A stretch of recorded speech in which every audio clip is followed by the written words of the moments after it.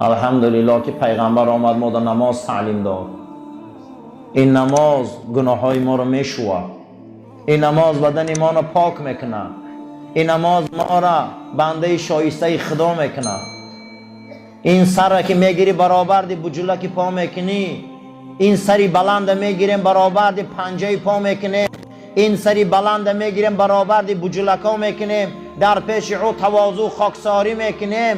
رسول اکرم گو یگان حالت نیست که بنده مثل سجده به خدا نزدیک باشه، یگان حالت نیست. حتی پرده ها برداشته میشوند، چی دعایی که کنن قبول ای. هزار بار شکر به این رسول اکرم که ما را اهل نماز کرد. ما نماز خوان شدیم، ما نماز یاد گرفتیم، ما به این نماز گناه هامون علاو میزنیم، ما به این نماز آخرت من آباد میکنیم، ما به این نماز جهنم میترسانیم، ما به این نماز مشکلات ما به خدا میگیم. چگونه ای که شریعت این یک منحل منحل گفته اصلا در کتابای اصول نهر یا کانال میگن، نهر یا کانال. پیغمبر آمدن کانال کندن برای ما و شما دادن، آب او کانال حکم خدا ہے. هر کسی که از این کانال نوشید و باغداری کرد و زراعتداری کرد، خیلی زراعتاش آب خورد و حاصل داد. شما اگر دیدگی باشه در هر جایی که آب نزدیک حاصل خوبه، در هر جایی که آب نیست حاصل هم نیست. آدمی به شریعت این همون زراعت به حاصله. معنی شریعت چی بوده؟ منحل، آب، آبیاری.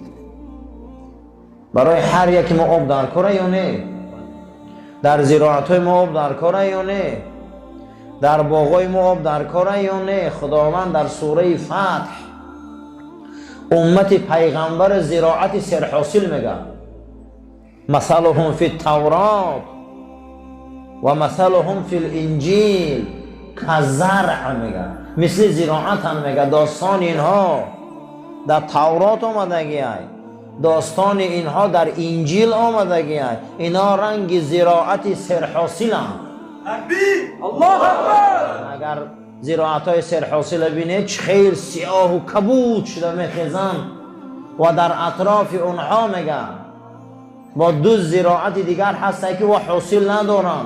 اونا میبینن این امت میگه حاصل چه، حیران میشه که نیروی اینا کجا های، قوت اینا کجا های. نیروی ما، قوت ما، پنجزنی ما، بزرگی ما در اطاعت شریعت پیغمبر های. همین قدر ما شریعت دار شویم، همون قدر دنیا برای ما کشاد میشود. همین قدر ما به شریعت شویم، همین قدر دنیا برای ما تنگ میشود. این از زیاد نبروره.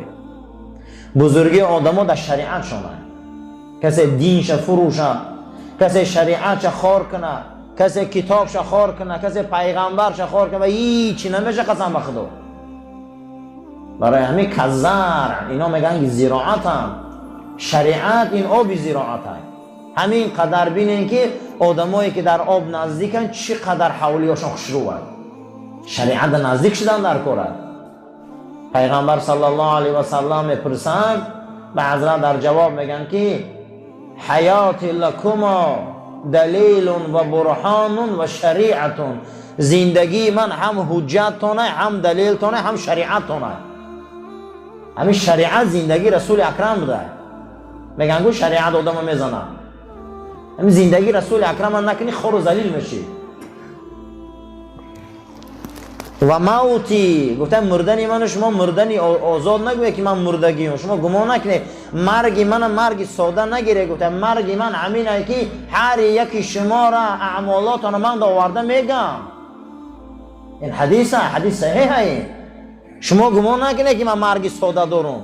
هر یکی شما را هر بگه جمعه ملائکه وظیفه داره که صلوات و اعمال شما را مده میرسونه. این همینه دلیل شرع.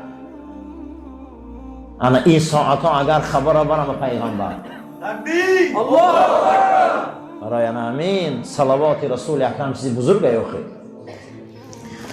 و ابن عباس رضی الله عنهما، از عبدالله ابن عباس روایت بود است که خدا از این پسر عمک رسول اکرم راضی شد و گفت قال رسول صلی الله علیه و سلم، پیغمبر خدا فرمودن لعباسین، برای پدرم پیغمبر فرمودن یا عباسو یا عماهو الا اعطیک، ای عباس ای عمکی آگاه باش، من ترا یک چیز خوب میگم، گویم تا یک کاری بزرگ گویم تا که او را دوست داری، یک کاری گاو زنم تا که بهترین خصلت باشه، یک کاری گاو زنم تا که خدا اول و آخر گناه ها تا گذره، گناه های پیشتره و ناپیدا تا گذره، گناه های خطا تا و قصدی تا گذره، گناه های خرد و گناه های بزرگ تا گذره، گناه های پنهان تا و گناه های آشکار تا گذره.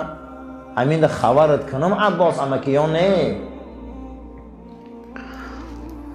بلا یا رسول الله، بله گفت ای فرستاده خدا. گفت چیه او؟ گو ان تصلی 4 رکعات، 4 رکعت نماز نیت کن، تقرأ فی کل رکعت بفاتحة الکتاب و سورة، در هر یک رکعتش الحمد با ضم سوره خوان.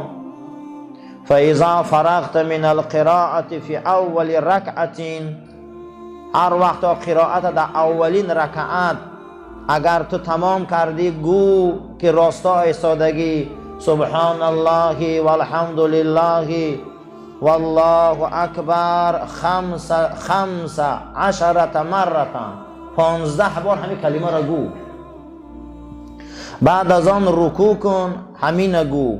بعد از اون ای رکوع که میخیزی 10 بار همین کلمه را گو. بعد از اون سر تمه برداری ای رکوع 10 بار دیگر گو. در رکوع 10 تا، سر تمه برداری 10 تا و 15 دقیقه مجموعاً 35 تا. بعد از اون سجده میری، وقتی که سر تا خم میکنی 10 بار در سجده گو بعد سبحان ربی الاعلی. سر تا بردار ای سجده با 10 بار دیگر گو، با دوباره سجده کن با 10 بار دیگر گو. بعد از اون سر تا بردار ای سجده 10 بار گو، مجموعاً 75 بار میشود در هر یک رکعت. هر یک رکعت در انامین 4 رکعت انامین عمل دوام ته. این استطاعت ان تصلیها فی کل یوم مرة فافعل. اگر یک هفته ده، اگر هر روز میتونی همین نماز یک بار خوان. فإن لم تستطع، اگر قادر نیستی هر روز گو اقلا هر جمعه خوان. اگر ایدم قادر نیستی گو یک ماده یک بار خوان. فإن لم تفعل، اگر یک ماده خونه میتونی 1 سال ده خوان. اگر همین هم نمیتونی گو در عمر دی 1 بار خوان، یگان گناهی تو نمیمونه. ایرا نماز تسبیح میگم. اگر همین گو کوشش هم کنی در عمر دی 1 بار خوان.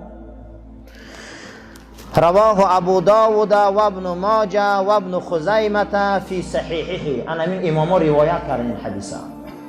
و قد روی عن جماعت باسانید اصحها و احسنها هذا.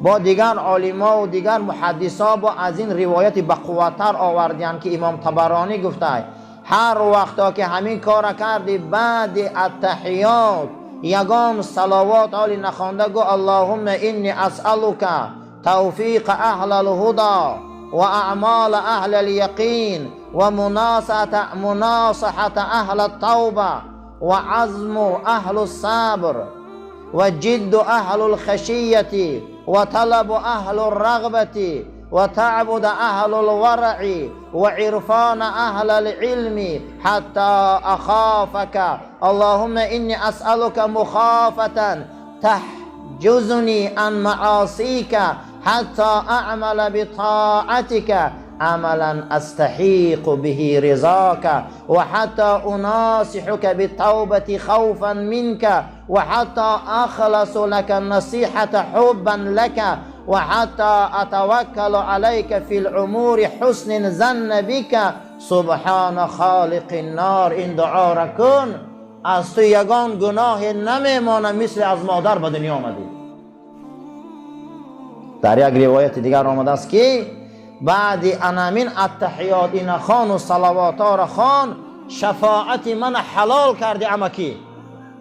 شفاعت من دستیاب کردی، شفاعت من میرسه تکه. اینه میگم برادرها، دعای نماز تسبیح اقلا هر انسانی همین نباشد یک سال یک بار خونه، هیچ گناهش نمیمونده. وعن انس رضی الله عنه قال قال رسول الله صلی الله علیه وسلم ما من حافظین یرفعان الى الله عز وجل ما حفظا من لیل او نهار.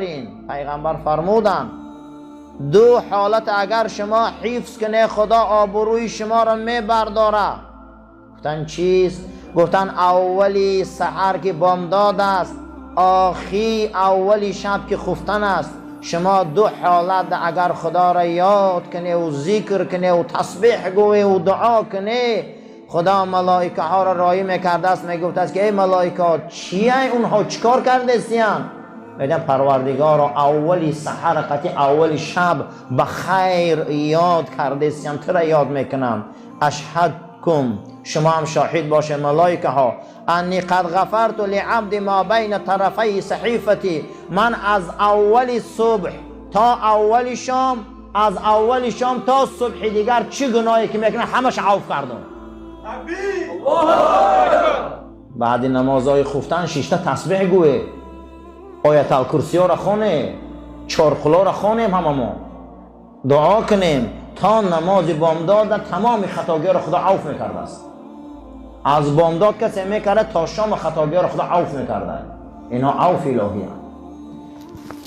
وان ابی بکر رضی الله عنه، از حضرت ابوبکر روایت بود است که تک سمعت رسول الله صلی الله علیه و سلم، پیغمبر را شنیدم که گفتن ما من رجل یذنب ذنبا، هر مرد گناه میکنه بعد از اون میخیزه طهارت میکنه، ثم یصلی، دو رکعت نماز میخونه، بعد از اون از خدا استغفار طلب میکنه، خدایا شرمنده‌ام، خدا که خطاگیش پاک میکنم که شاهد نداره قیامت دیگر هیچ نمیمونه، تازش میکنم در خطاگیش. بعد هر خطاگی کسی طهارت میکنه، دو رکعت نماز میخونده، خدا خطاگیش میبخشیده. برای رسول اکرم صلی الله علیه و سلم گفتن که گناه کرده ته صدقه خطاگی را آتش میزنه. بعد از اون میگه حضرت این آیه را خواندن که والذین اذا فعلوا فاحشة او ظلموا انفسهم ذکروا الله، سوره آل عمران. او کسایی که کاری فحشا و افلاس میکنن، در جاناشون ظلم میکنن، خدا را تیز به طهارت یاد کنن که گناهشون عفو شود. راضی شوید از آن قسمت و نصیبه که خدا در شما از رزق و روزی داده. شما اگر راضی باشه خدا شما را بای میکرده. زمانی صحابه همین بود، همشان از قسمتاشان راضی بودن، همشان از تقدیراشان نگاه راضی بودن. امروز ما از همین قسمتامون راضی نیستیم، برای انا همین زندگی ما تلخ قدر نیست. در تک یک دیوال یک پدر و مادر 13 کودک کلان کرد، از ما 2 کودک سریشش نمیریم. همین در تک یک دیوال قسم به خدا همین 50 سال پیش بینیم، در تک یک دیوال 2 خانه فقیری 13-15 کودک از آنو شو دادن، کلان کردن، یگان مشکلات نبود. آزی برای 2 کودک باور کنیم ما 6000 کیلومتر آمدگیم، برای آن که ما قسمتی دادگی خدا راضی نیستیم. مخی راضی که نمیشیم خدا ما را سرگردان میکنه.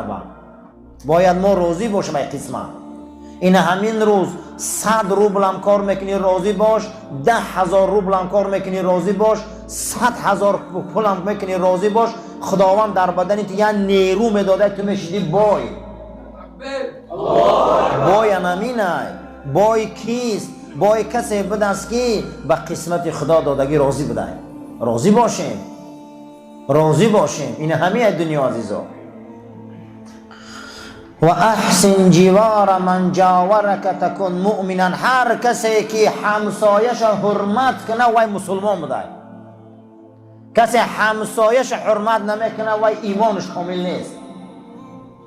سیومین چیزی که در زمان صحابه بود میگن این همسایه دوستداری بود، که همسایه قسم به نام خدا یکی از واجبات ایمان این احترام همسایه.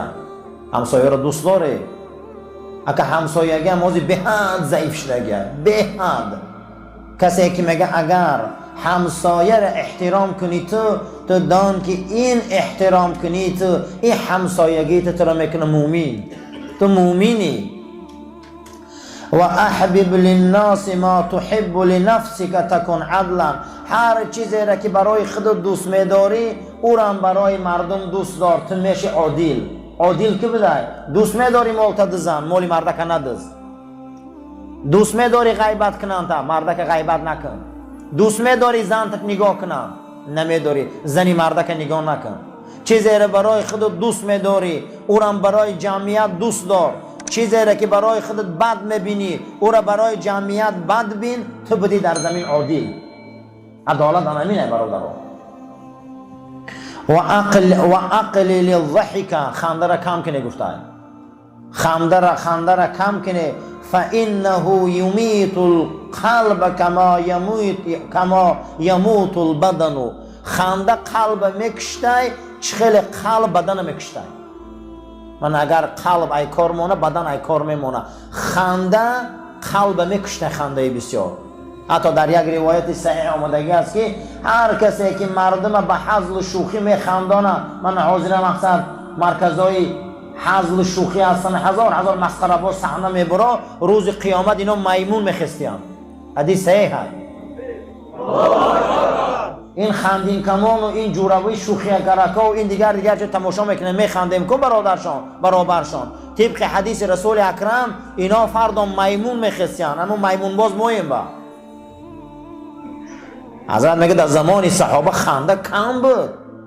اگر پیغمبر میخندی تبسم میکرد، زیرا که امتحانی موظبین ای منکر و نکیر حقه. پولیس را چی؟ ترازو چی؟ عزرائیل خدی روبرو آمدن چی؟ امام غزالی گفت است که از کتاب تورات و انجیل و زبور و تمام بزرگا قدی ششتم ای 400 استاد همین قولا را گوش کردم. از مردن تا لحد ماندن خدا 40 سوال میداده. هیچ کتالی او سوال را تیار نکنه چی نمیخندی. ای مردن تا لحد ماندن گفته 40 سوال خدا میداده. حال قیامت سوال سر نشده 7 سوال میداده. یکم میگفته عمری را که دادم در کجا صرفش کرده؟ این پول و مال را که دادم در کجا کسبش کرده؟ جوانی که دادم در کجا پیرش کرده؟ میپرسیده. ای همین مردن تا لحد 40 سوال بوده. ایره میگن عقبه های وزبین داریم در پیش. اول تلخی جان، دویم سلامت بردن ایمان. کی باور داره که سلامت میبره ایمان پرده خاکالی؟ در زمان حضرت عمر رضی الله تعالی عنه یک مسیحی بود، میگه از عربای بنی لخم بود. بعد اساسا شاه میشود. عربای بنی منذیر شاه میشود در عراق. بسیار شای کلام میشود. با موسم حج بوده. میبینه که پای یک اعرابی را میجقه، پاش یک اعرابی میجقه، یا بادیانشین. غرورش بلند دیگر می یک مش در دهن همون انسانی فقیر میزنه. پا ما جقه دی گفته خیلی شاه لبا میکفه. باید میشینه به خانه خدا علمش میکنه. میگه این زمان عدالت های، زمان عمر های. میپرسن که امیرالمومنین خیمش او بری کعبه زدگی های. میگه میرم شکایت به صاحبه که در دهن من به مش میزنه. میگه که حضرت عمر ششتگی میگه همین خیلی مرد همین خیلی قدای در کفت چپش خالی سبز داره. گفته میبیاین که این شاه بنی منذیر بوده، مسلمان شدگی، یکی از همون امیرای دور. و میگه همین نزدی؟ میگه بله. و میگه چی میخوایی؟ میگه خزد دهنم کفید. و حضرت میگه که دستات پایان کن. میگه یک مش در دهنت میزنه، قدشه میگیره، عدالت باید جاری شود. میگه بعد روز میگه خب پلوت میتم اینوت میتم که عربی اگر بوده روزی نمیشه. خب میگه فردا همین شب میگریزه میره حبشستان مسیحی میشود. به خاطر که هم مشمن میزنه بوده غرورش. همین شاه میگریزه امیر بود، امیر بنی منذیر. گریخته مسیحی میشود. در مسیحیت چی را قبول میکنه؟ در همون حبشستان میره مسیحی میشود. وقتی مسیحیت قبول میکنه، وقتی مسیحیت قبول کردن در آخری عمرش میشود. با آخری عمرش میشود میگه تنصرت فی آخر عمری، در آخر عمرم مسیحی شدم. کاش که میموندم همون اعرابی در سرم به شطه میزدم، من به ایمان میمردم. خدای انامین برادر حال آخر عمره حالی با کاش که میگه همین کارا رو من نمیکردم، کاش که من همین کار، من ده ها پرتارگا میدانم که گریه کردم که من ایتنی کنی مردم جای نماز گرفتگیم، زار گریه کردم که خدا لعنت کنه همین کارشم همین وظیفه‌شم همین خیلی دور بود که من مردم ترابه خانی نموندم. این عاقبتش اومدم کو، ولی قسم به خدا همه اینو انگوش میگزم. این درگاه خدا های من ده ها پرتارگا خودم شاهیدم، پرتارگا رو کلانو میدونن کی بود. زار گریه کردم که ما واقعا جاهل بدیم، اگر همون وقت میمردیم ما به ایمان بدیم. برای همین انسان باید فکر کنه یک مراتبه چی ده میخندی ولی بلند خنده بلند قلب میکشته، ولی مسخره بازایی که در صحنه ما رو میخندانن که ما هم برابر دی و یا گناه میگیریم، برای شوخی نداره. جناب پیغمبر گفته بود که زمانی ما صحابه هاش و تابعین خنده را کم میکردن، زیرا که خنده قلب میکشه، چی گونه که قلب بدن میکشه. برای این برادرها خنده را کم کنیم، زیرا که ای پیش ما عقبه های وزبین داریم.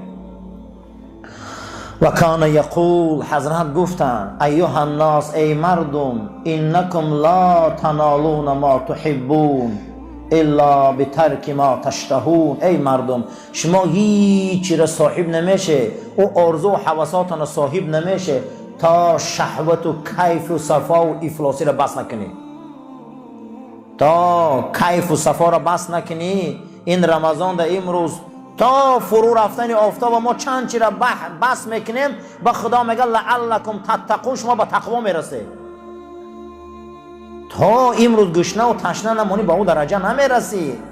امروز بسیاری چیار آدم ها دوست میدارن، اما برادرها او دا فقط چیکار میکنی؟ بس میکنی کیف و صفا را، بس میکنی کارای ناشایسته را، با اون درجه میرسی.